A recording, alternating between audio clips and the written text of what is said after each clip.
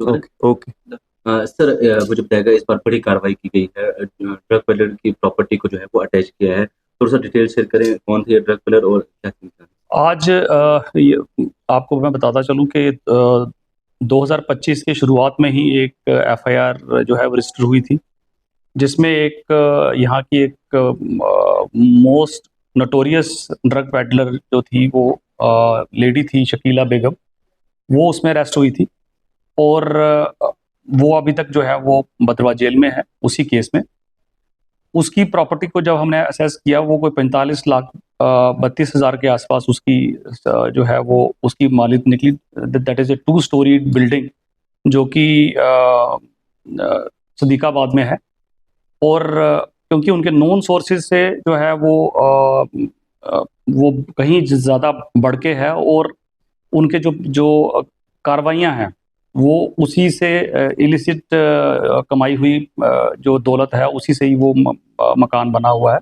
तो आज उनको नोटिस जो है वो वहाँ पे सर्व किया गया है कि that that property has been seized और यही चीज़ जो है वो सफेमा में जो है वो दी जाएगी और उनको इन्फॉर्म किया जाएगा, जिसके 15 दिन के बाद इस पार्टी को जो है वो नोटिस सफेमा से आएगा। तो आज की जो कार्रवाई है वो attachment of property of A narco smuggler, narco peddler और जो यहाँ पे जनरली हीरोइन का काम करती थी और यंग जो हमारा यूथ है उसको बर्बाद करने का एक काम जो है वो हो रहा था। तो for the first time in Doda कि इस तरह का स्टेप जो है पुलिस की जानिब से लिया गया है, क्या आपको लगता है कि इससे चेंज आएगा जो लोग इसमें इन्वॉल्व हैं? श्योरली, बेसिकली किसी भी क्राइम को पनपने के लिए ज़रूरत होती है इकोनॉमी की, उसकी पैसे की।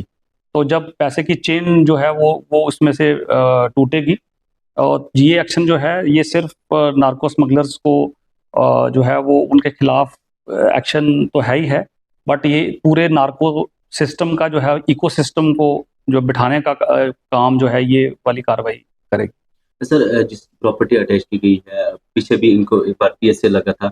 क्या आपको लगता है कि जो मोस्ट वांटेड है इसमें, जो इसमें पूरी तरीके से इन्वॉल्व है, उसमें चेंज आएगा? एग्जैक्टली जो ये पिछले ये इनके इनके ऊपर 3 एफआईआर पहले थी और चौथी एफआईआर इस साल लगी हुई है और अभी तक जो है वो भद्रवाह जेल में है और आप इसको जो है वो most involve like the notorious drug smuggler जो है वो आप कह सकते हो। और भी इसके अलावा कई लोग इसमें इन्वॉल्व है, क्या उनको इस पे नजर रखी है कि उनकी प्रॉपर्टीज भी सीज हो सकती है? पिछले साल 18 एफआईआर लगी थी और 26 लोगों के खिलाफ और अभी हम अगस्त में हैं, अभी तक 14 एफआईआर लग चुकी हैं और 22 बंदों के खिलाफ जो है वो एफआईआर लग चुकी है। तो यहाँ से आप अंदाज़ा लगा सकते हो कि जो हमारी कार्रवाई है नार्को ट्रेड के अगेंस्ट वो बहुत बढ़ चढ़ के है। मतलब हम ऑलमोस्ट उस आंकड़े को अभी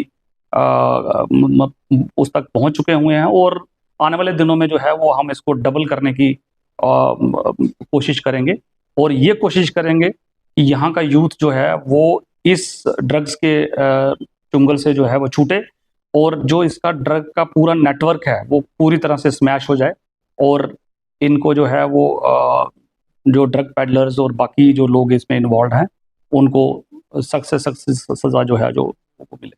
सर, आपका ड्रीम है ड्रग फ्री डोडा, इसमें सिविल सोसाइटी या आम लोगों का किस तरह से कॉपरेशन है? देखिए, आम सोसाइटी जो है वो हमारे आम लोग जो हैं वो उनके बिना पुलिस कुछ नहीं है। हमें इन्फॉर्मेशन जो है वो आएगी, उसी के बेसिस पे हम जो है वो कार्रवाई करते हैं। पिछले दिनों भी जो कार्रवाइयाँ हुई हैं उनमें भी हमें इन्फॉर्मेशन जो है वो सिविल लोगों से ही आई हैं और उन्हीं से ही जो है वो हमें लीड मिलती है।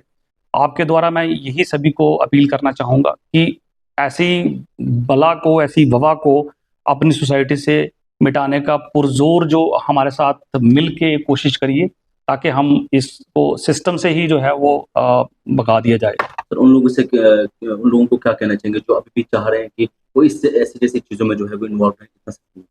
देखिए, जैसे मैंने पहले भी कहा कि हम बेगुनाह को छेड़ेंगे नहीं और गुनाहगार को छोड़ेंगे नहीं। तो इस ट्रेड में जो इन्वॉल्व है वो गुनाहगार है, वो क्राइम जो है वो सोसाइटी के लिए वो क्रिमिनल है, वो जो है वो पुलिस की हाथ से नहीं छूटेगा। उसको या तो सुधर जाना चाहिए और या फिर इसको छोड़ के मेन स्ट्रीम में आ जाना चाहिए।